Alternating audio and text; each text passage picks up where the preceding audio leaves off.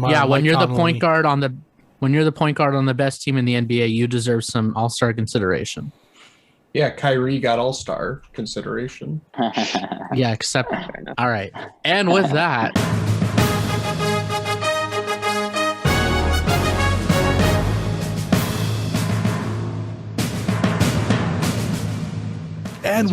we are back. All right, with that, welcome to the Moorpark Reporter Sportcast. As always, I got my 4 regular contenders here, and they're going to be duking it out tonight. We got Danny Stepanovich, sports desk editor. We got Maxwell Clark, staff writer. We got Kennedy Collier, and we got 5, yeah. All right, yeah, they're right. There's 5. We got 5. I left it out, and I'm sure y'all will see when the video comes out, but we got Dart joining us from the corner. Honorary staff writer for the Moorpark Reporter. And of course, we could not go without Mitchell Ross, staff reporter. How y'all doing? I was muted, but I burped. All right. I'm glad we have Dart here because today is a special occasion, lads. We have news. We have movement on Moorpark College sports. All right. Danny, fill us in on that news. Yes, sir. The best news we have heard in the past 11 months at Moorpark College. Sports are coming back. Baseball, softball, beach volleyball, track and field. And did I get everything? I think I got everything. But yeah, sports is coming back. That means the sports section is going all out the next few months. We're going to be balling out. Expect the most, and you guys are going to get the most. I mean, I'm just happy that we're finally working. The editors can finally get off my butt and I can go cover some games. I'm just so happy that I can finally write. You guys don't have to write any more top 10 sport movies. We don't have to do. We never even put that out. I know that would have been a good profile, Danny. Number 7 was the Sandlot. Expect the pod to go live at some point, and if you're putting the Sandlot at 7, you need to reevaluate your life because it's definitely higher than that. Well, The Longest Yard, the Adam Sandler movie, is better than the Sandlot. That's not true. So, you know what? We're moving on. All right. So, Max, distract me from that take by telling me about some NBA All-Star snubs. We got the NBA All-Star game coming up. We talked about it last week. I think we might have talked about it a little bit the week before. But I want to know, now that we know who's there, who got left out, who got snubbed, who got told, ooh, I don't know if you're good enough. Yeah, so I'm going to be talking about Gordon Hayward. The Hornets are the 8th in the East, which I don't think any of us really saw happening. Hayward's per 36 minutes. His numbers are 22.5 points a game, 5.6 rebounds, and 3.8 assists, 1.2 steals. So they're almost identical to what they were in his final season in Utah, where he was an all-star, and he got a lot of money after that season. And his 60% true shooting percentage is a few percentage higher than I think his career average or something like that. And then he's been everything the Hornets have needed them to be and hoped they would be, and in everything that the NBA did not expect him to be. I think we all kind of thought of Gordon Hayward as an afterthought. He's really been showing that he can be a really great provider on a pretty good team. But yeah, he's providing the right amount of scoring and playmaking. And then I also have Christian Wood. I have this just because I like the Rockets and I think this is funny. Without Christian Wood, the Rockets are 0-10. And since this is after the Harden trade, the Rockets were 9-3 with him on the court. So obviously a very different team without him. He's averaging 22 and 10 on 43% from the three. For a big man, that's pretty good.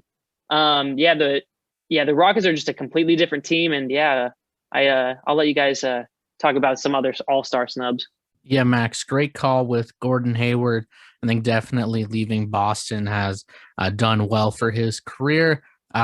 I'd like to bring up a point guard in the West who maybe doesn't get enough love as he should because the West has a lot of great guards.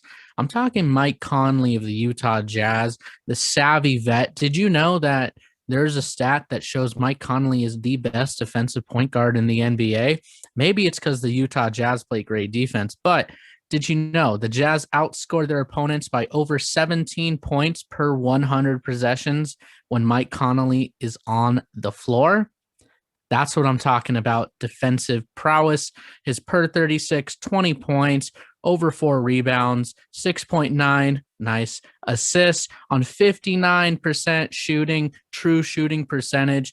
Mike Conley balling out in the dry state of Utah. I'd also like to bring up my guy, FVF, Fred VanVleet, young Drake, baby Raptor Drake up in Toronto, but actually in Tampa, shooting 40% field goal, 37 from the three. He had a 54-point game against Orlando, and since February, he's been averaging over 20 points, over 21 points a game, 4 rebounds, 6.6 assists per 36, true shooting, just doing great, 59, almost 60%. And he's doing all this pretty much without Kyle Lowry, who's been out for various reasons this year. So I think Fred VanVleet, very slept on in the East, maybe because of his size, but dude plays with more heart than I've seen anybody else play with, and I think he deserves to be an all-star. Fellas, I'm going to be honest on this one, fellas. What are we doing? Every year, every NBA Twitter, every year after the All-Star reserves are released, NBA Twitter and people like Max are going crazy on Twitter saying, hey, this player, Christian Wood, he's played 10 games, but he should be an all-star. Mike Conley, he's averaging 15 points a game. He should be an all-star. And it's like, who are they replacing? Tell me someone they're going to replace. Every year this happens, and every year it's like, I mean, I want to feel bad for these guys, but they're not. Who are they going to replace? I don't see who they're going to replace. If we're going to nitpick here, I'm gonna take Chris Middleton as an all-star snub over Vucevic. Middleton, I know the Bucks haven't really had that great of a season, but I mean they're still the 3rd seed, and Middleton he's just having such a great year shooting the ball. I think he's like 40. He's like in the 40, 50, 90 club. So if I had to pick a snub, it would be Middleton over Vucevic, who I know he's not playing with much in Orlando, but I mean what are they, like the 12th seed, something like that. So if I had to pick someone, I'm going Chris Middleton. So it's kind of weird that we have an all-star game, I mean, just to begin with, but let's look at the all-star game that has 0 players from the team that was in the NBA championship from last season.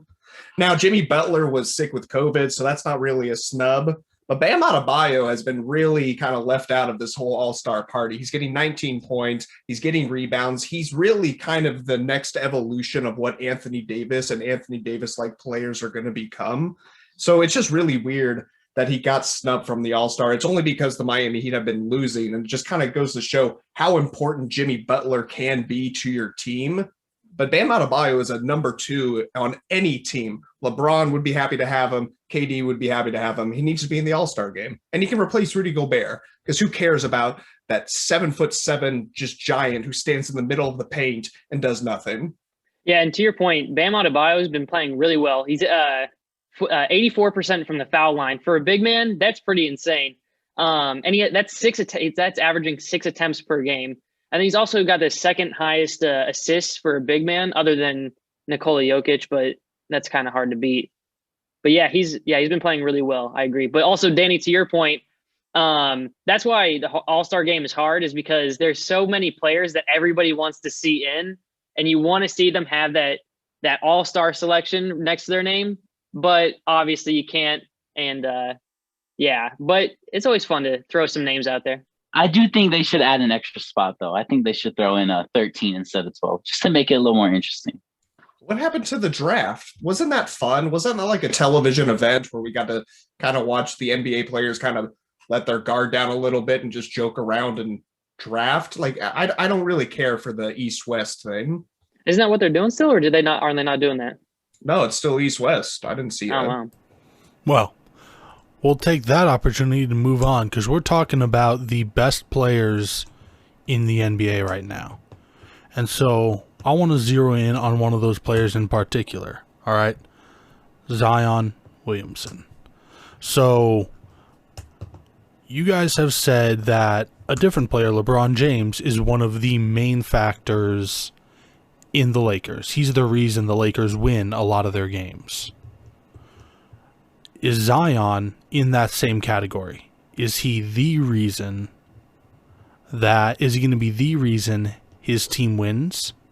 or is he going to be a reason? Is he the main factor or a contributing factor? All right, a star or a supporter? Debate. I think the question is more so in the future than it is right now, because obviously you're not going to win a championship with a second year Zion, but it's really his first year. Let's not count his rookie year. He didn't really play and he weighed like 50 pounds overweight like I do. So eventually Zion will be the reason a team wins a championship if he develops his game outside of just dunking and rebounding. If he can do that, then he will be unstoppable. If he can't, then he will become a Bam Adebayo, new Anthony Davis kind of unstoppable near the rim kind of player. But he's got to develop more of his game. He's got to develop his shooting. He's become a good passer. He needs to work on his footwork and dribbling, but he's got the rebounding. He's decent at passing for a big man. I can see improvement there. But the further he gets away from the basket, the worse of a player he becomes. And when you have a league that really values the three-point shot, it's you have a Ben Simmons situation there. So I think eventually he will be the reason for a championship. Kennedy, I agree with you, but not for the same reasons. I think that the game will evolve to Zion's strengths. He's such a freak of nature athletically. The one comp I would give to him at such a young age, at 20 years old, is y'all remember a Hall of Fame player called Kevin Garnett, freak of nature athletically. Through their age 20 season, Zion actually has slightly better statistics than him. He almost shoots 20% higher a shooting percentage than Garnett does. Granted, it's definitely closer to the rim than Garnett used to go. I think Zion can be the focal piece of a championship team and could be the reason that they win, but he's going to have to get other support outside of him. I think he'd more liken to a Chris Bosh kind of a role where he's great on his own and can probably lead a team to the playoffs and maybe to the second, maybe conference championship round, but he's going to need a dynamic duo player in order to win that chip. Chris Bosh, the third man out of the Miami Heat trio. Come on now, Mitch. Look, LeBron won Finals MVP. They don't win the Finals without LeBron, but Bosh is a big piece of it. Well, too bad because I'm calling Zion the LeBron. I agree with both you guys, and I agree with Mitch also that I feel like they're gonna have to change up this roster. Listen, I saw Lonzo and Brandon Ingram for 2 years. I saw BI for 3 years as a Laker. He's just going to dribble the ball out till 2 seconds in the shot clock and chuck up a shot, which he's pretty good at that. Lonzo, he's a similar player to Zion, where he's mostly going to be around. Or actually, no, he's not even going to be around the paint. I really don't know what Lonzo is, but neither of them have that dog in them like Zion does, and Zion's only 20 years old. So I agree that Zion, I feel like he can be the player. I mean, we've never seen anyone like him. There really is no comparison to Zion. I mean, just the speed, strength, size, explosiveness. I was watching the other night, I was watching the Bucks-Pelicans game, and they're finally putting Zion in the pick and roll, I noticed. So they're finally giving him the ball more. I mean, he's averaging 25 points a game. Have it written down somewhere. 25, 7, and 3. That's better than LeBron's rookie year when LeBron averaged 26 and 6. So I mean, I'm riding this Zion fanboy club all the way to the bank. Yeah, I just want to start off. Zion's 20. Danny said that already. But I'm 20. I'm 20. I don't look like that's unfair. That's unfair, man. But yeah, as of right now, I think he is a reason. Definitely, he has time to develop more. He's been playing great, but Zion's definitely a reason right now. I agree with Mitch. I think, at least for right now, he's a Chris Bosh and the Kevin Love type of player where, when Kevin Love was on the Cavs and they made that 2016 championship run, they would not have won that without Kevin Love. That's why they struggled in 2015, and that's why they struggled afterwards, is because they needed Kyrie and Kevin Love. It couldn't just be LeBron. But I agree. Chris Bosh is as of right now, a great, I'm forgetting the word. Comparison. Utility player? Comparison. Yes. Okay. Yeah, he's a great comparison right now, but as he has time to develop. I do think he will be the reason one day, but as of right now, he's a reason. One of the more interesting things that you should look for in Zion's career is what happens to the mid-range game in the NBA. I honestly think the NBA needs to change the value of the mid-range, make the paint be 2 points, the mid-range be 3, and then the 3-point become a 4-point. Just because why would you take a mid-range when you can drive to the dunk? Because it might just have a bunch of 3 guys who can shoot 3-pointers and 2 giant guys who can just dunk and no one can stop. I mean, that'd be a great team, wouldn't it? Also, as of right now, I think Zion is the second best player on this team. I don't even think he's the guy on this team yet. So, no, it's absolutely Brandon Ingram. He's the number 1 guy on that team. He's fantastic. And that's because it's the coach's fault he hasn't been using Zion at all. Don't you dare slander Stan Van Gundy. He doesn't know what he's doing. I mean, what up until last week, they were like the 14th seed with 2 All-Stars on their team. You got to be kidding me. I will not hear slander of a man who looks similar to me in the NBA. We need representation, Danny. Fat white guys. All right, well, now we're going to move on from talking about the Lakers to talking even more about the Lakers, but this time it's going to be even more general. What's up with the Lakers? Go. Yeah, let's get into the Lakers. Currently on a 4-game losing streak, and they're playing Portland right now. Last I checked, they were down by like 4 points at halftime. Probably going to be a 5-game losing streak. But my biggest takeaway in like this whole losing streak was, the biggest game to me was the Jazz game where LeBron finally played less than 30 minutes. LeBron, he's just been playing too many minutes.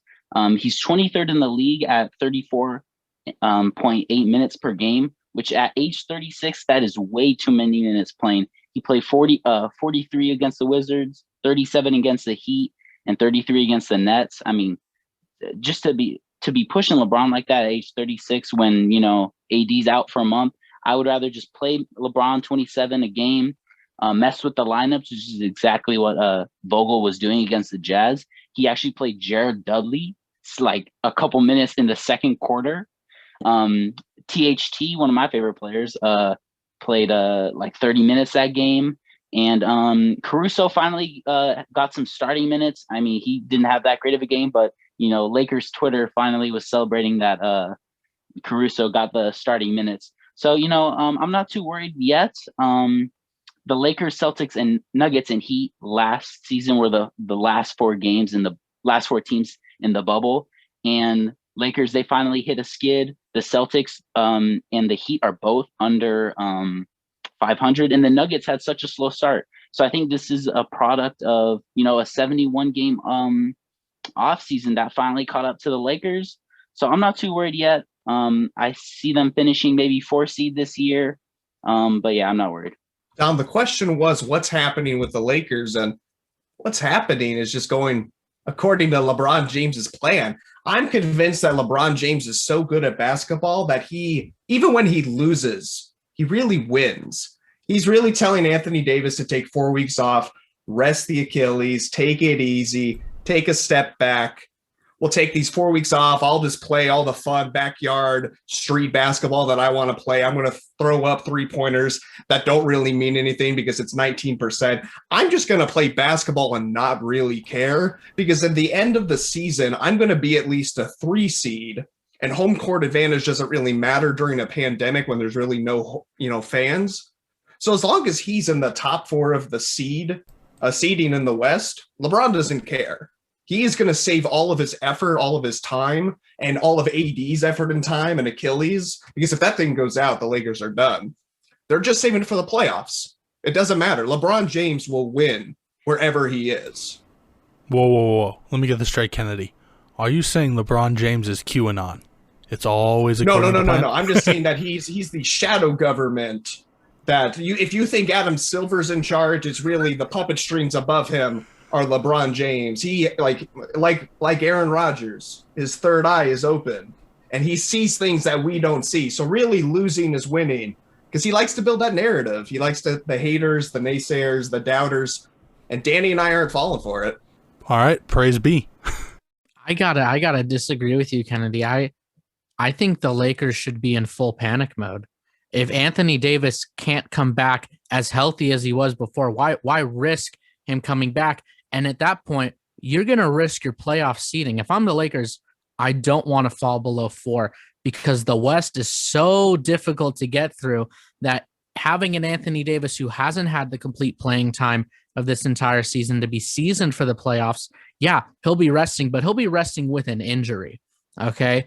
And we all know what happened with Kevin Durant with a calf strain back in the playoffs, ended up with a torn Achilles. And that's the last thing that the Lakers want. If I'm Los Angeles, there are a couple of teams I do not want to face in the first round of the playoffs. And if they're below the 4th seed, they're looking at facing potentially the Clippers or Phoenix Suns. The Lakers lost to the Golden State Warriors when they were at full strength this season. They've also lost to Phoenix. I'm saying if AD cannot come back or cannot come back with enough time and they fall far enough in the standings, look, they don't even want to see Utah in the playoffs. They've admitted to that. I'd be worried if I were them. I'd be trying to find a buyout in the buyout market to try and bring in another big, because what's Marc Gasol doing for you? Pretty much nothing. Okay? So if I'm the Lakers, I'd be looking at external options to try to bring in some support. Like, who's going to do it for you? THT, he's nothing. Dennis Schroeder, he's been inconsistent because he hasn't been on the court. You know, the Lakers, I'd be worried if I were them. Mitchell, it's all part of the plan. Just be part of the plan. Drink the Kool-Aid, baby. It's going to be okay. LeBron's got it. These 4 weeks, it's going to be LeBron just playing, having fun. We saw what happened when LeBron, sorry, Max, to cut you off, No, when he single-handedly brought the Cavs to the finals, okay, on his own as the 4 seed, had to go through a really tough playoff bracket, went to the 7th game against Indiana in that first round, got his butt swept out. I don't remember him If I'm having the Lakers, AD. I'm worried. Yeah, so I'm going to disagree with Mitch. If I'm the Lakers, I am not worried at all as of right now. They are the number one place you'd want to go other than Brooklyn. They're the most ideal spot to go if you're a buyout market player like DeMarcus Cousins. He wasn't bought out, but he was released. But I personally think the blame is on Frank Vogel right now. I never really liked Frank Vogel as a coach. I don't think he's really proved himself as a coach yet. Obviously, he won last year, but that's on the backs of AD and LeBron. He's kind of like a Ty Lue coach, where he'd be a great assistant coach, but I don't know if I really want him coaching a team unless there's 2 All-NBA players on it. Over the last 15 games for the Lakers, they've shot 30.9% from 3, which is the worst percentage from 3 over that span. They're definitely struggling. And then also, like Mitch said, though, Marc Gasol is doing nothing, and he's starting. I get that they want to use Montrezl Harrell as a Lou Williams type of player, but Marc Gasol really just isn't doing anything for you. And I think Montrezl Harrell is just a beast, man. He's such an energy player that you kind of need him. But yeah, I think it definitely lies in the coaching staff. And Danny, like you said, LeBron should not be playing this many minutes, especially in games where he just doesn't need to be playing that many minutes. Max, good point on Montrezl Harrell. A couple games ago, 26 points in 19 minutes, I remember seeing. Why is he only playing 19 minutes per game? I get he's a liability on defense, but listen, the team isn't really playing that much defense anyways. And then Mitch, the THT slander, I will not stand for any THT slander or Schroeder slander. But THT, man, you coming from my guy. Look, Danny, he's unproven when the time comes. He's a fad that came out of the early season when they had nobody else to turn to. Come big time games, he'll crumble under the pressure. Just wait for it to happen. Look, all these minutes are eventually going to take a toll on LeBron, and LeBron's like Brady. I would not bet against him versus Father Time, but it's going to be tough for LeBron to get the right seeding in these playoffs. I think this is a weird year in the NBA where we're going to see that possibly a team like the Utah Jazz that don't have a definite ultra mega superstar, but just have a really well-balanced, well-oiled machine of a team, can take out a team that has 1 or 2 stars, but the supporting cast isn't holding up to their end of the bargain. Like, as a Laker fan, can you say that their bench has been extremely great and deep like it was supposed to be this year? I don't think you can. And that is all the time we have for today with Mitch getting the last word. So now, take us out. Remind me who you are and where our viewers can find you on social media. At D Stefanovic, Twitter and Instagram, and watching the Lakers with the best bench in the NBA: Kyle Kuzma, Dennis Schroeder, Alex Caruso, THT, Montrezl Harrell, Marcus All, Wes Matthews. There you go. I don't know. If they were that good, they wouldn't be ranked below the Jazz, the Clippers, the Bucks, and the Nets. Max. Yeah, you can find me at _Max Clark at on Instagram and Twitter. You can find me crying because the Rockets haven't won in weeks. At Mitch Ross Report, just happy that baseball's back and spring training games start on the 28th. There we are. Kennedy, take us out. Kennedy C. Collier on Twitter, and I may or may not be a Dodger fan. There we go.